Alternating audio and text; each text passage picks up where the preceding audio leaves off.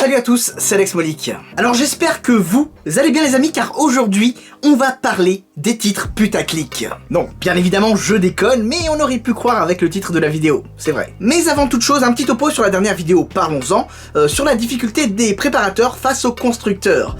Globalement elle a été très bien accueillie, et vous avez été super nombreux à repérer les failles dans mon analyse. Mea culpa. Je le reconnais, je me suis focalisé exclusivement, presque, sur les modèles très haut de gamme, qui sont, il faut l'avouer, assez difficilement transformables par les préparateurs. Ce faisant, c'est comme si j'avais zappé près de 90% de la production automobile mondiale.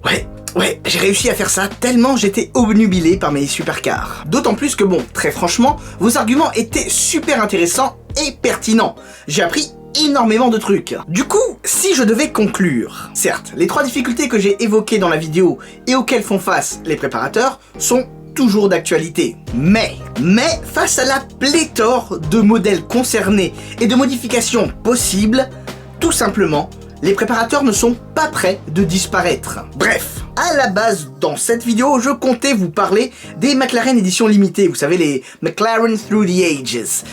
Mais bon, je me suis tellement emporté sur le WEC que voilà. 38e épisode de la Minute Actu, au programme, nouveau règlement Hypercar LMP1, Ferrari en endurance et une Tesla à essence. Allez, c'est parti.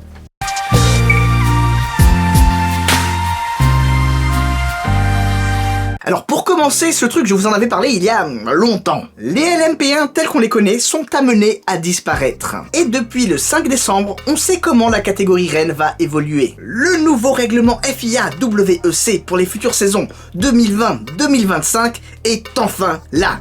Et on en sait un peu plus sur cette fameuse catégorie Hypercar, dont le nom officiel sera connu en janvier 2019. Pour les besoins de la vidéo, ce sera ultra résumé. Pour commencer, le règlement nous dit qu'il s'agira de machines extrêmes et hybrides. Ce qui veut dire donc que la catégorie qui remplacera les LMP1 restera démonstrateur de technologie. Ensuite, les budgets sont réalistes et accessibles, estimés à 20 millions d'euros pour 2 voitures par saison. À titre de comparaison, le budget d'une équipe, on va dire bas de tableau, en Formule 1, du genre allez, Force India, c'est 110 millions d'euros pour 2018. Et Mercedes, c'est genre 400 millions. Donc, concrètement, cela veut dire qu'avec ce nouveau règlement, les performances de la voiture seront moins dépendantes du budget de chaque équipe. Par ailleurs, l'homologation des autos semble avoir été assouplie.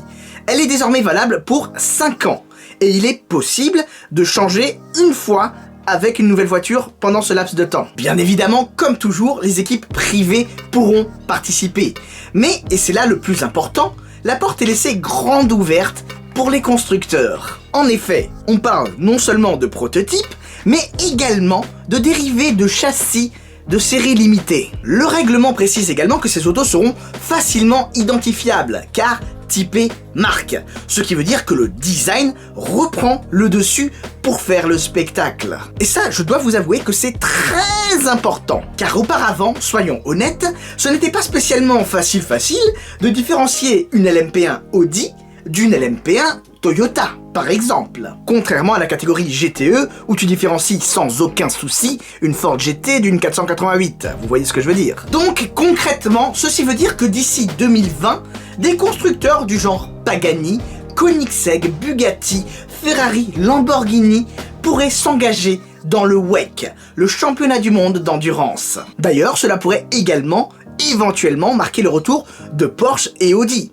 Qui sait, rien n'est impossible. Comment ça, tu veux savoir mon avis sur tout ça? Tout ceci est extrêmement positif. Absolument tout dans le règlement incite les constructeurs à prendre part à la compétition nouvelle version et de faire des voitures qui sont très similaires à celles que l'on croise sur nos routes. Ben oui, on rêve tous de voir nos constructeurs de supercars préférés en découdre sur circuit. En extrapolant un petit peu, ceci voudrait dire que l'on pourrait avoir des versions courses des modèles supercars actuels ou futurs, du genre Aston Martin Valkyrie, Mercedes AMG One, McLaren Speedtail, Senna ou P1 GTR, Ferrari FX6K, etc., etc. Et si l'on rêve très très fort, on pourrait également envisager des dérivés courses des Bugatti Divo, Chiron, Koenigsegg Agera Regera, Pagani Huayra BC, etc., etc.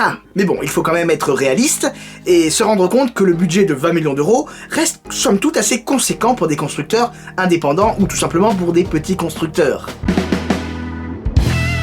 Bon, vu que l'on parle du WEC, je pense qu'il faut absolument parler de Ferrari et de son éventuel potentiel retour en endurance. La marque italienne aux 9 victoires aux 24 heures du Mans s'est construite autour du sport automobile.